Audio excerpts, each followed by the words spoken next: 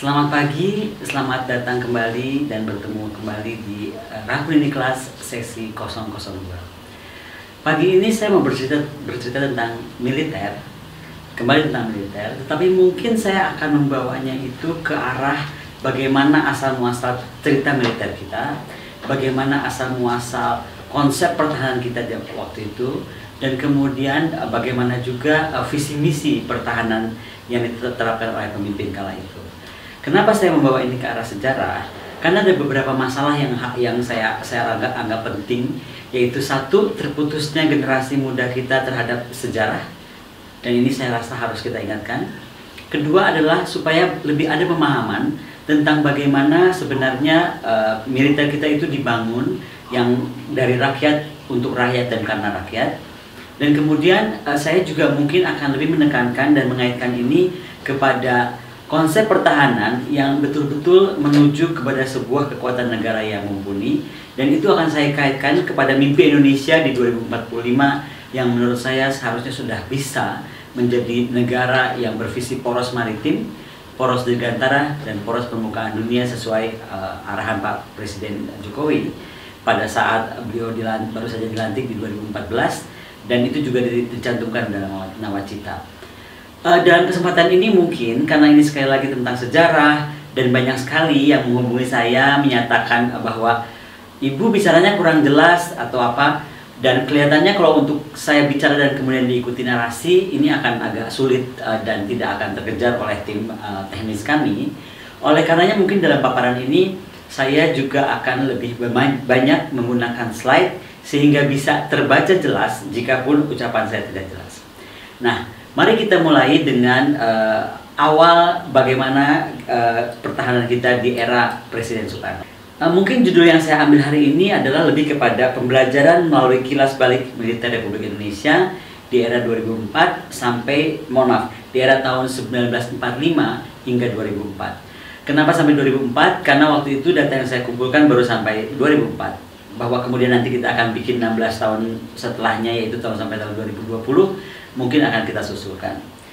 Nah, kalau kita lihat pembelajaran dan kilas balik, maka saya ingin memulainya begini. Kenapa tadi saya bilang lebih baik ini saya sampaikan di depan agar para pemuda itu bisa menyadari apa sih sejarah militer kita, apa sih mimpi besar bangsa ini, kenapa sih kita itu ada gitu. Atau mulai dengan apa yang diucapkan Presiden Soekarno. Dan saya suka sekali ini.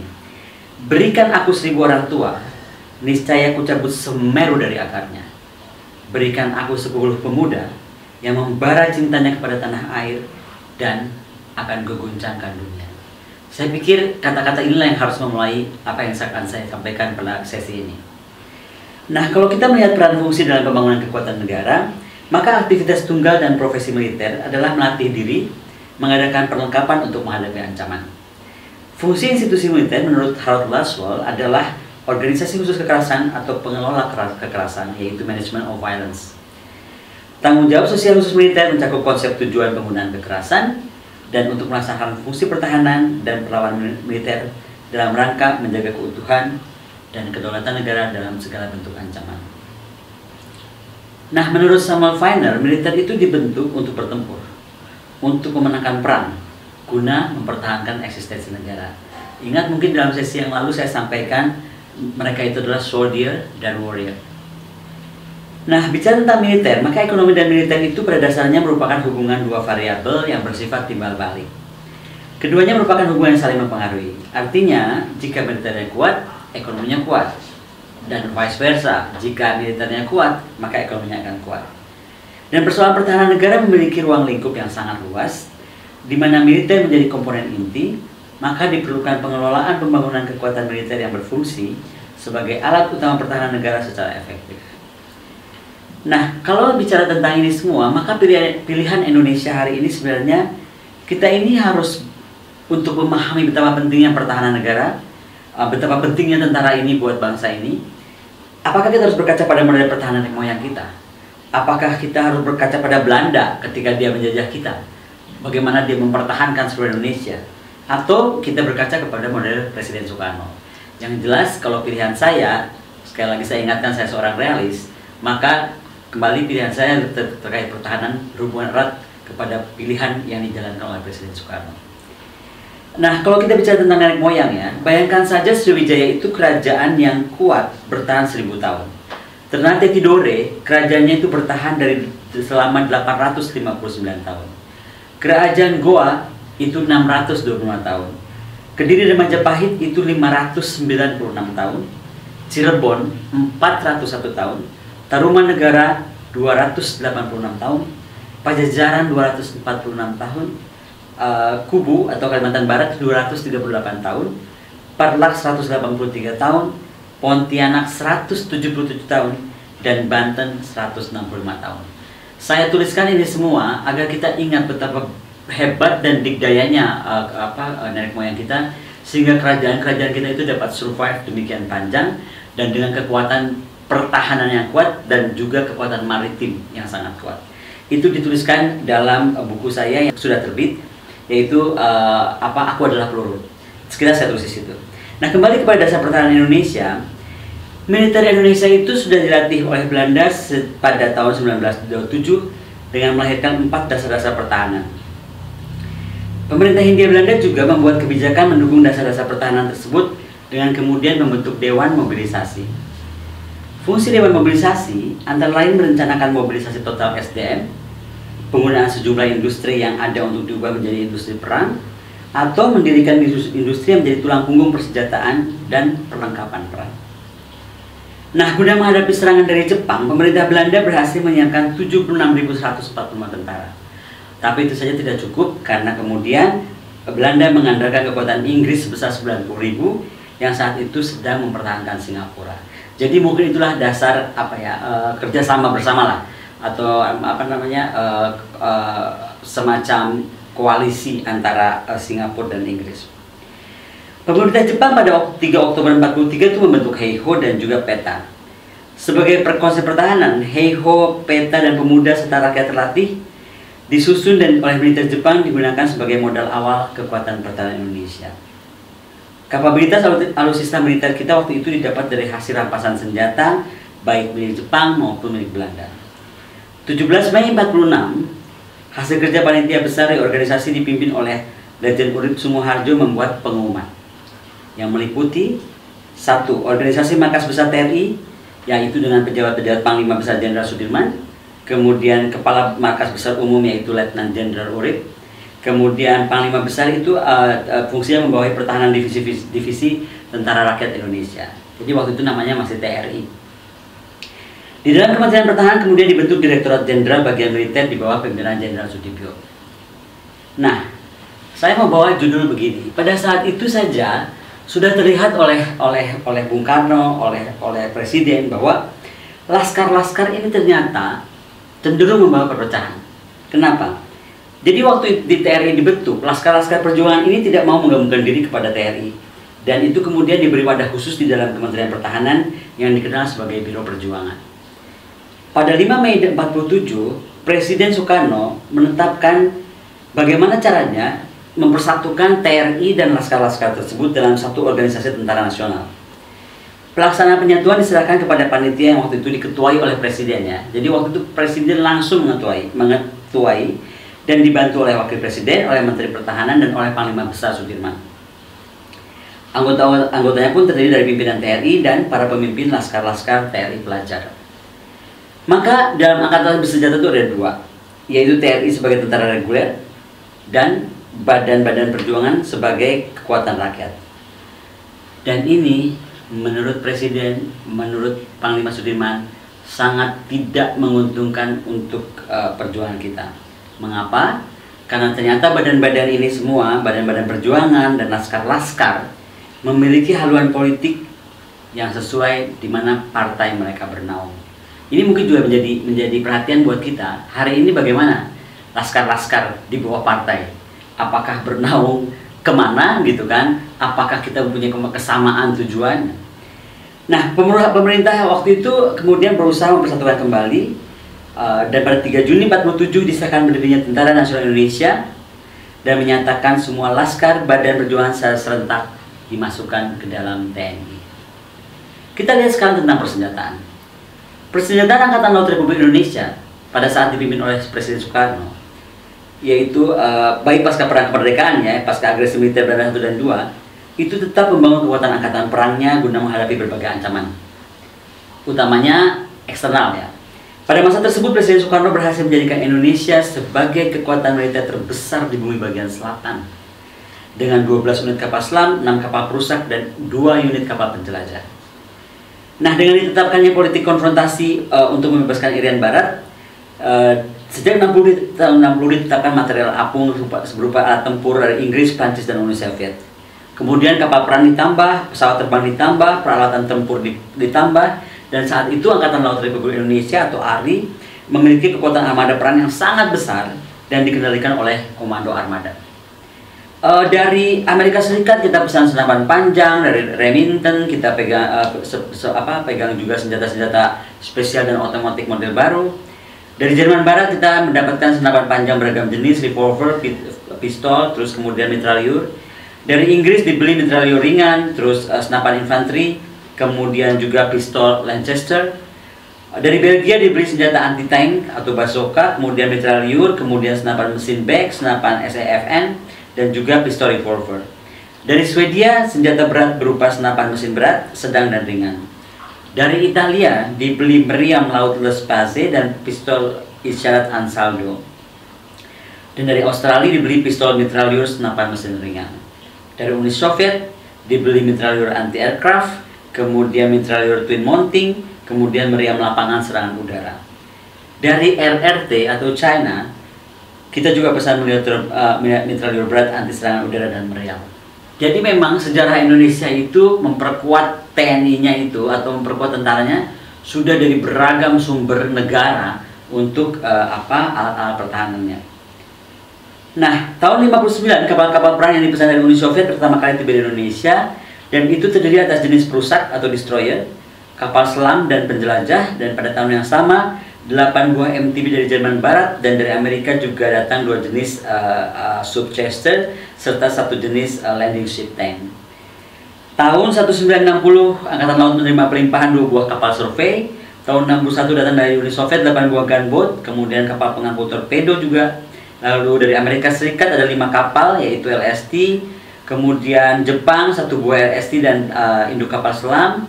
Dan dari seluruhnya juga ya, jumlah seluruh kapal selam itu yang diterima ARI pada tahun 61 adalah 43 buah. Tahun 1962 sebanyak 42 buah kapal juga datang, dan itu ada juga dari 10 dari Uni Soviet, 10 kapal selam, 5 buah tugboat, 1 destroyer, dan kemudian ada juga 4 buah kapal penyampuran jauh dan 1 buah cruiser. 1962 dalam rangka mewujudkan kekuatan Angkatan Laut yang modern. Jadi waktu itu kemudian disadari di tahun 62 itu Angkatan Laut itu harus berupa Angkatan Laut yang modern. Indonesia melakukan pembelian kapal perang yaitu yang belum pernah dimiliki Angkatan Laut Republik Indonesia sebelumnya. Rocket cutter, yaitu kapal cepat roket, kemudian kapal perbekalan, kemudian tanker. Dan pada tahun 63 jumlahnya itu ada 19 buah. Ada juga dari Uni Soviet, dari Hongaria juga ada. Dan tahun 64 pengadaan kapal terutama kapal combat out seperti destroyer dan frigate, kemudian kapal-kapal roket penyapu ranjau. Juga dari Uni Soviet 2 frigate, 2 buah destroyer, 2 kapal penyapu ranjau, dan 4 buah kapal torpedo. Tahun 1965 kapal Angkatan Laut bertambah menjadi 10 buah, termasuk 2 buah frigate dan 1 buah destroyer. Juga dari Yugoslavia dan juga dari Hongaria datang alutsista Angkatan Laut kita. Bagaimana dengan Angkatan Udara? Kemampuan Angkatan Udara Indonesia pasca 62 adalah 3 skuadron helikopter. Skuadron 6 yaitu pesawat Mi-4 di Lanut Atang Senjaya Bogor, 2 skadron 7 pesawat Bell 204 dan S61 di Lanut Atang Senjaya Bogor, dan skuadron 8 pesawat Mi-6 di Lanut Atang Senjaya Bogor juga. Jadi waktu itu Atang Senjaya Bogor itu menjadi pelabuhan atau pangkalan udara yang sangat penting karena pesawat tempur kita di sana, skuadron Bell kita juga di sana.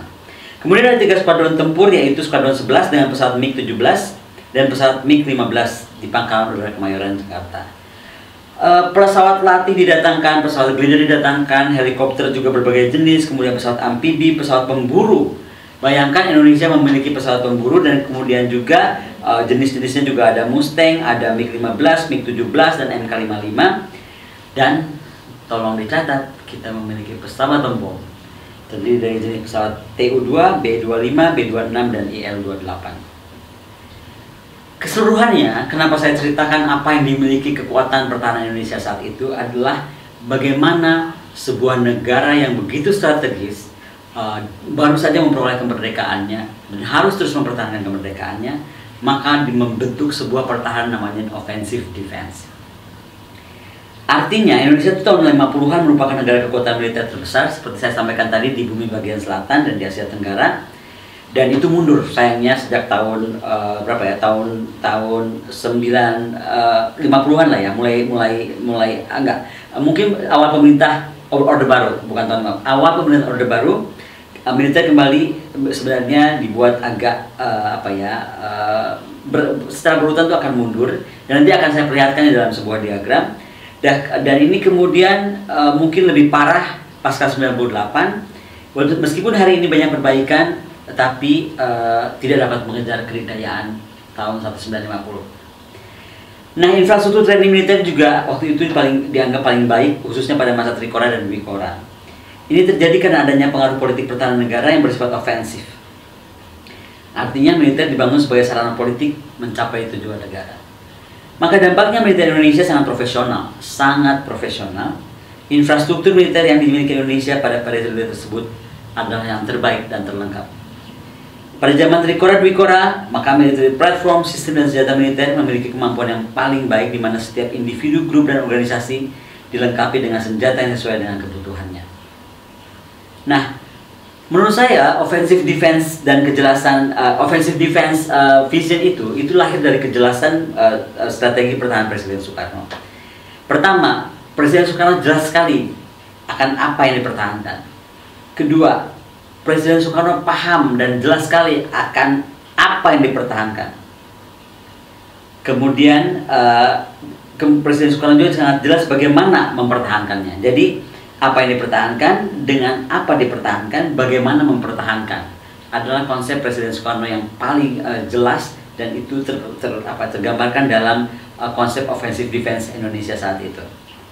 Nah, kalau kita melihat sekarang tentang sebaran operasi militer perang Indonesia, kita lihat saja di tahun 45 sampai 49 itu ada 24 kejadian perang, yaitu melawan Belanda, operasi penumpasan PKI Madiun, operasi melawan separatisme seperti Hizbullah, lalu peristiwa Cirebon, kemudian perang Cumbok.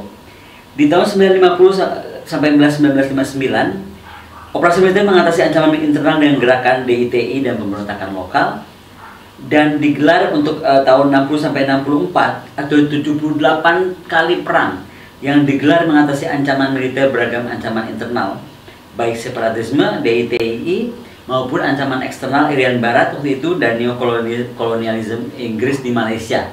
Jadi ketika Inggris datangi Malaysia, buat Indonesia itu kita harus langsung memperkuat diri karena itu sudah di hadapan mata kita. Mungkin kalau dibandingkan sekarang, bagaimana kalau terjadi konstelasi Laut Cina Selatan? Sekuat apa kita akan membangun untuk menjaga atau melindungi kita dari konstelasi yang terjadi? Nah, tahun 65 sampai 71 ada 39 kali perang, yaitu operasi militer penumpasan G30 SPKI dan operasi Ganyang Malaysia. Tahun 72 sampai 97 ada 35 perang, operasi menggempur GAM, OPM, kelompok radikal Islam, dan kemudian Fraternity Timur Timur yang dikenal dengan operasi Komodo, operasi Flamboyan, dan operasi Seroja. 98 sampai 2004 itu kita masih menggelar rangkaian operasi militer yang diutamanya kita tujukan untuk melawan Fraternity Timur Timur sampai dengan dan GAM. Timur Timur itu berakhir perangnya tahun 1999. Ada yang saya mau soroti dan saya beri kotak di sini. Tahun 50 sampai tahun 64, kemudian tahun 98 sampai 2004. Ketika kita tanpa ada tuntutan HAM yang berlebihan kepada tentara, maka kita bisa lihat betapa suksesnya waktu itu dari 1950 sampai 1964 kita memerangi internal atau internal konflik, ya kan, maupun eksternal konflik gitu. Tapi kita lihat di tahun 98-2004 itu langsung menurun tajam, karena saya rasa juga mulai waktu itu bermunculan isu-isu hak asasi manusia di mana tentara yang banyak dihamkan, dan seolah-olah bangsa ini malah ikut-ikutan menghamkan tentaranya gitu. Nah, Saya ingin tanya saja di dalam tahap ini ya, apakah Indonesia bisa mendapatkan kemerdekaannya ya jika saat berperang waktu itu tentara pejuang itu gitu dianggap pelanggar HAM oleh bangsa sendiri? Saya nggak bisa bayangkan. Ketika misalnya di Surabaya, di Bandung, di mana gitu, tentara perjuang kita sedang berjuang, lalu ada yang sibuk gitu menghitung, oh ini dia melanggar HAM, oh ternyata tentara kita yang itu melanggar HAM di sana, tentara kita ini melanggar HAM di situ gitu. Nah, Indonesia kalau kita lihat ya tentang ancaman operasi militer, bahwa dari 249 operasi militer yang digelar di Indonesia dari tahun 45 sampai 2004, sebanyak 67% merupakan operasi militer yang digelar untuk melakukan perang internal. Sekali lagi ya, 67% itu untuk internal war. Dan sisanya 33% untuk external war seperti dengan Belanda, Malaysia dan Fred Perry. Jadi memang pada dari awal Indonesia berdiri, kita itu lebih banyak berperang di dalam karena kompleksitas masalah persatuan kesatuan kita. Kemudian wilayah operasi perang Indonesia, kalau kita bikin tabulasi, ada 249 operasi yang menunjukkan operasi militer jelas-jelas tidak pernah ditujukan. Sekali lagi tidak pernah ditujukan menyerang kelompok etnik tertentu. Operasi militer internal cenderung ditujukan untuk kelompok-kelompok memiliki ideologi yang beda gitu, seperti komunisme, teokrasi Islam, dan juga gerakan-gerakan separatis lokal.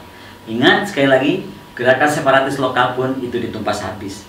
Kita bisa lihat Timur Timur itu memegang posisi tabulasi 5%, Papua 19%, Maluku 2%, Sulawesi 7%, Kalimantan 11%, Jawa 26%, Bali 1%, Sumatera 29%. Jadi memang di pulau-pulau kita itu tersebar banyak sekali pemberontakan dan kelas kita. Nah, kalau kita lihat operasi militer bagi ancaman, gangguan, hambatan, tantangan Indonesia, maka hanya 17% yang diarahkan untuk isu kemerdekaan. Ternyata isu kemerdekaan dan neokolonialisme itu hanya 17%. 83% operasi itu digelar untuk mengatasi ancaman internal yang terkait dengan masalah integritas nasional dan teritorial. Kita bisa lihat misalnya dalam gerakan separatis lokal 15%, komunis 12%, DITI 21%, Fraternity 5%, OPM 4%, GAM 10%, Malaysia 10%, dan Belanda 23%. Kalau saya boleh lagi bertanya misalnya, apakah Indonesia bisa tetap berwujud NKRI jika saat berperang tentara pejuang diawasi dan dianggap pelanggar HAM oleh bangsanya sendiri? Ini pertanyaan yang menjadi menarik. Nah, saya ingin bilang, dan saya ingat sekali apa yang disampaikan Bung Karno sebenarnya. Memang sepertinya betul ya, kalau kita lihat hari ini apa yang terjadi. Perjuanganku lebih mudah karena mengusir penjajah, katanya. Tapi perjuanganmu akan lebih sulit karena kamu melawan bangsamu sendiri. Saya rasa itu pernyataan Soekarno yang harus kita renungkan baik-baik dan kita rubah sikap kita gitu untuk lebih menuju negara yang penuh persatuan dan penuh kesatuan. Nah, kita tuh punya mimpi besar. Kenapa saya bilang dan saya ingatkan tentang apa yang dikatakan Presiden Soekarno dan bagaimana saya merefer ke arah tahun-tahun 45 dan seterusnya. Itu karena kita sekarang punya visi, namanya visi poros maritim dunia atau disebut Global Maritime Fulcrum oleh Presiden Jokowi. Dan menurut saya visi PMD ini tidak saja poros maritim dunia ini tidak saja berdiri maritim dunia, tapi ada poros dirgantara dunia yang otomatis tanpa saya pun perlu tulis, yaitu dimanapun poros permukaan dunia akan mengikuti, yaitu berarti tergeraknya angkatan laut, darat, dan udara kita.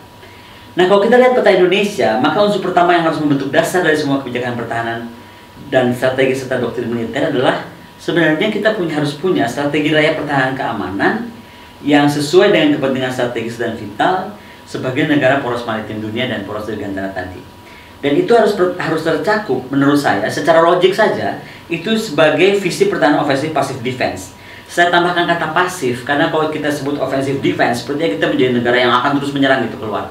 Tapi ofensif pasif adalah betul kita menunggu tetapi tidak hanya bersikap defensif, tetapi dia siap yang bergerak secara pasif gitu untuk menghampiri lawan jika lawan-lawan itu ada dari luar sana sudah bisa terdeteksi. Dan itu membutuhkan misalnya saja tahun yang panjang ya. Dalam perkiraan saya itu Blue Water Navy itu bisa dicapai tahun 2045, yaitu pada tahun 100 tahun Indonesia merdeka. Tapi Green Water Navy yaitu tentara yang di kawasan itu harusnya selesai di tahun 2029, jadi 9 tahun dari sekarang. 2045 itu kita berarti di Blue Water Navy ya, yang sesuai arahan nawacita ada di 2 samudra. kekuatan pertahanan kita. Nah, penguatan sistem pertahanan visi PMD itu punya sasaran yang jelas, punya cara yang jelas, dan punya ruang kendali yang juga bisa jelas dilihat sini. Bagaimana misalnya peningkatan kapasitas pertahanannya itu melalui pembentukan TNI bervisi poros maritim, lalu kemampuannya melampaui kekuatan pertahanan berbasis minimum essential force. Caranya bagaimana? Memenuhi kebutuhan alutsista, meningkatkan jumlah prajurit, kemudian menuju pada pembangunan TNI bervisi poros maritim, dan menjadikan TNI sebagai kekuatan regional dan maritim serta dirgantara di kawasan. Ruang kendali kita yang tadinya cuma ke 4 corong strategis mungkin geser kepada yang dimana wilayah TNI itu di luar perairan dan udara yurisdiksi Indonesia, tapi masuk kepada ASEAN Green Water Navy Areas. Kemudian kendali corong strategis kita ke Indian Ocean, yaitu mencakup Blue Water Navy, yang saya sampaikan tadi sesuai nawacita. Dan transformasi pertahanan 7 komponen kapabilitas pertahanan negara itu harus dikejar, yaitu kapabilitas eksploitasi informasi strategis, kapabilitas proyeksi kekuatan, kapabilitas dukungan tempur, kapabilitas manuver, kemudian kapabilitas mobilitas pasukan, kapabilitas tempur pasukan, kapabilitas adaptasi teknologi militer, dan mempertimbangkan biaya daur hidup atau cycle cost. Sebenarnya jelas pasti adalah tidak rasional menggunakan visi budget based military build up. Jadi ketika kita menyatakan kita menjadi negara poros maritim dunia, bermimpi nawacita dari 2 samudra, menuju Indonesia di tahun 100 tahun Indonesia di tahun 2045, menurut saya sangat jelas tidak rasional ketika dengan ancaman yang ada, tantangan yang ada, gangguan yang ada, dan hambatan yang ada, kita masih menggunakan visi budget based military build up. Anggaran militer ini, anggaran belanjanya ini menurut saya ada kekuatan visi dan tata pikir Presiden Soekarno yang dilupakan, yaitu beliau itu menabrak mitos bahwa pembangunan kekuatan militer di negara berkembang selalu terbentur pada anggaran pertahanan yang terbatas. Ini ditabrak oleh Presiden Soekarno. Presiden Soekarno rupanya berpikir besar, bermimpi besar karena dia meyakini sangat kedikdayaan nenek moyang kita dan memilih bersama-sama Jenderal Sudirman melakukan perambahan anggaran tepat dan akurat, bukan saja tepat tapi akurat dalam merencanakan pembangunan kekuatan militer Indonesia kali ini. Dan secara umum peramalan itu memiliki arti penting bagi manajemen militer dan bagaimana sebenarnya efeknya pada pemerintah, pada ekonomi, pada kepentingan dan kebijakan negara demi kedaulatan serta kehormatan negara. Jadi proyeksi anggaran belanja dalam jangka panjang merupakan instrumen penting bagi rencana organisasi dan kemudian juga tren anggaran belanja militer sangat penting bagi pihak-pihak yang berkepentingan pada aktivitas ekonomi karena sekali lagi naik turunnya anggaran militer secara umum juga memiliki dampak terhadap perekonomian. Ada 7 macam sebenarnya peramalan anggaran pertahanan. Ada model dari George Steiner. Namanya lucu-lucu, tapi saya rasa ini akan saya terangkan nanti secara detail. Saya akan ambil saja apa yang menurut saya dipilih oleh Presiden Soekarno. Dari Mickey Finn, Blind and Buff, Shopping List Tally, The Tranquilizer, Pin the Toll on the Donkey, kemudian The Opinion Pool dan Directive Approach. Maka Presiden Soekarno menurut saya, dan ini saya lakukan dalam penelitian disertasi saya, rupanya beliau memilih teknik Mickey Finn, Blind and Buff, dan Tranquilizer, di mana teknik ini berusaha menemukan apa yang menjadi kebutuhan pertahanan berdasarkan pandangan pertahanan, berdasarkan kedaulatan dan kehormatan serta yang paling penting harga diri negara. Dan itu dianggap sebagai elemen terpenting. Sehingga kala itu pemerintah di bawah pimpinan presiden segera dan merasa wajib menyediakan anggaran yang dibutuhkan berdasarkan analisa ancaman. Selama ini dasar alokasi anggaran pertahanan biasanya berbasis pada persentase terhadap PDB. Padahal logika ini bersifat mitos kekuasaan intelektual dari negara-negara maju. Karena gini ya, menurutnya kalau kita mengikuti itu, negara-negara yang terbelakang secara ekonomi sampai kapanpun akan sulit membangun kekuatan negara dan postur militernya. Prinsip bahwa penetapan anggaran pertahanan merupakan hasil presentase PDB mengartikan bahwa suatu negara boleh memiliki militer yang kuat jika ekonominya sudah kuat. Nah, pemikiran ini sebenarnya mencerminkan hubungan yang searah antara ekonomi dan militer. Padahal sudah jelas-jelas baik dari teori Klein, teori William Liddell, dan teori yang saya ciptakan sendiri yang nanti akan saya paparkan dalam kelas berikutnya. Sudah jelas bahwa antara ekonomi dan militer itu intervening factors. Jadi ekonominya kuat, militernya akan kuat, atau sebaliknya militernya kuat, pasti ekonominya akan kuat. Nah, saya juga cuma mengingatkan tentang cikal bakal sistem teritorial Indonesia. Kita ini sekarang banyak ramai tentang kekuatan teritorial, tentang bagaimana aspek teritorial, tentang pokok-pokok penetapan. Dan itu ada satu, kesatuan mobil dan teritorial tersusun dalam Komando Jawa dan Komando Sumatera mencakup divisi dan teritorium. Dan nomor 2, Kepala Staf di Kementerian Pertahanan dan para Panglima Kesatuan Teritorial segera menyelesaikan rekonstruksi dan rasionalisasi atas kesatuannya. Jadi bicara tentang teritorial, itu sudah didesain dari zamannya, eranya Panglima Besar Sudirman. Sudah didesain dan diskusikan dengan Presiden Soekarno. Jadi teritorial itu sejarahnya bukan mendadak-mendadak, bukan hanya yang kita bisa hapuskan begitu saja, karena dasar lahirnya kita dari mulai 8 Maret 48 dan survival bangsa ini karena ada aspek teritorial dari Angkatan Darat. 5 Mei 48 dikeluarkan Undang-Undang Nomor 3 tentang Susunan Organisasi Kementerian Pertahanan, dan itu di bawah seorang namanya Kastaf Angkatan Perang, dan dia membawahi 3 kepala staf, yaitu Kepala Staf Darat, Kepala Staf Angkatan Laut, dan Kepala Staf Angkatan Udara.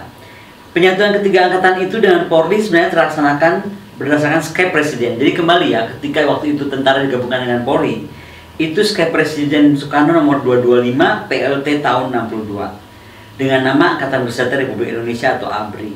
Dan ini merupakan sikap penting dari ABRI waktu itu karena selalu dihalang-halangi oleh kekuatan politik. Jadi memang dari dulu ketika polisi mau masuk tentara itu sudah banyak yang menghalang-halangi, padahal usaha tersebut sudah dimulai sejak era Perdana Menteri Juanda. Nah, di dalam konsep suatu organisasi terdapat jabatan Panglima Angkatan Bersenjata atau Pangap yang membawahi Kepala Staf Angkatan dan Polri yang tugasnya bertanggung jawab ke Pangap. Nah, kemudian Presiden tidak terlalu setuju terhadap usulan tersebut, maka diadakan perubahan yang mencantumkan jabatan Kepala Staf Operasi Angkatan Bersenjata yang kemudian ditolak juga oleh keputusan Presiden, dan kemudian Presiden menetapkan organisasi pucuk pimpinan Angkatan Bersenjata serta ketentuan pokok mengenai organisasi. Di mana saat itu disampaikan oleh Presiden Soekarno, pucuk pimpinan Angkatan Bersenjata adalah Presiden sebagai Panglima tertinggi Angkatan Perang, dan sebagai Presiden ia memiliki kekuatan tertinggi atas Angkatan Bersenjata. Jadi kembali bahwa Presiden memiliki kendala penuh kepada Angkatan Bersenjata itu karena sudah melewati tahapan-tahapan diskusi panjang, skep yang dari tahun 62 yang bergabung dengan Polri, kemudian juga perubahan-perubahan yang terjadi sehingga akhirnya Presiden menetapkan bahwa pucuk pimpinan Angkatan Bersenjata adalah Presiden sebagai Panglima tertinggi. Nah, coba kita lihat bahwa dalam perkembangan sedemikian pun ternyata Presiden itu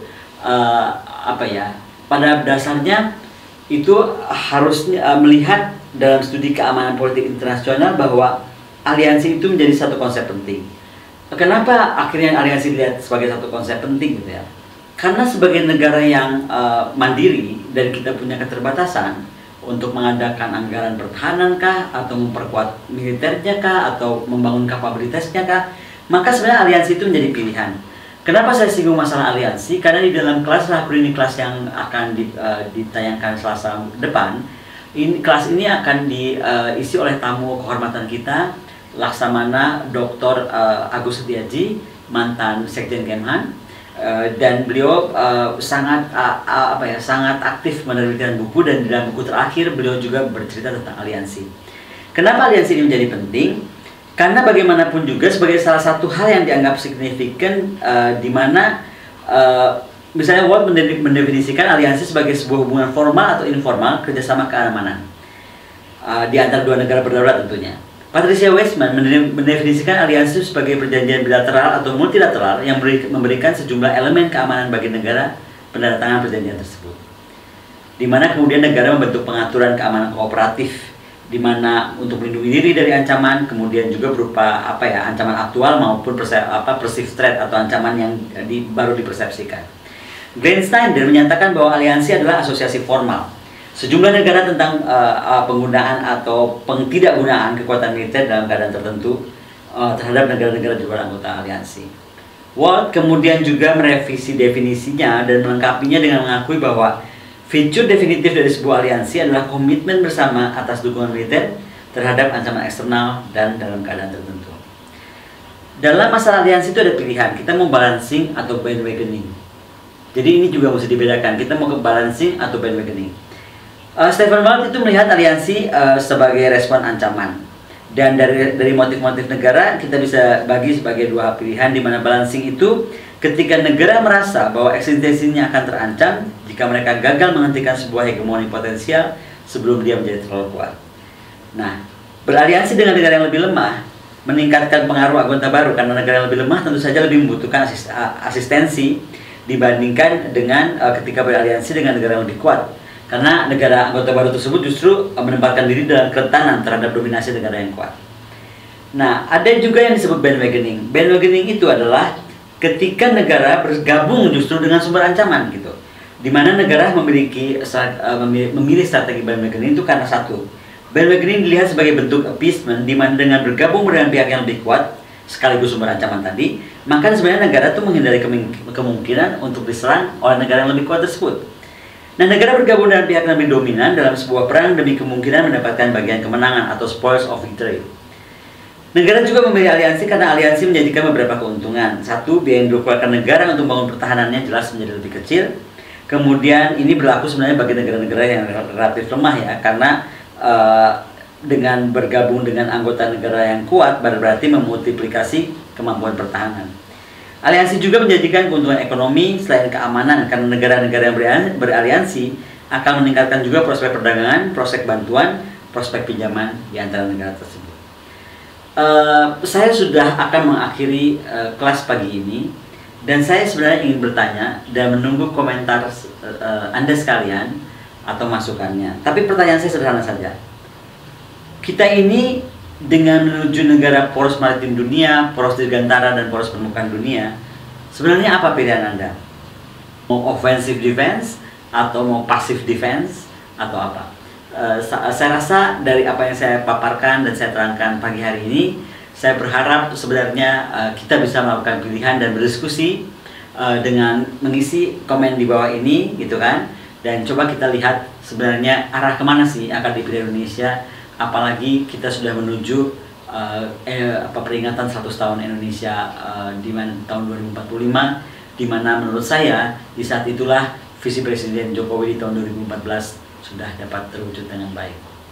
Selamat pagi. Dan semoga kelas hari ini menarik buat Anda dan terutama untuk para generasi muda untuk lebih memahami sejarah bagaimana Indonesia ini lahir dan kemudian dipertahankan.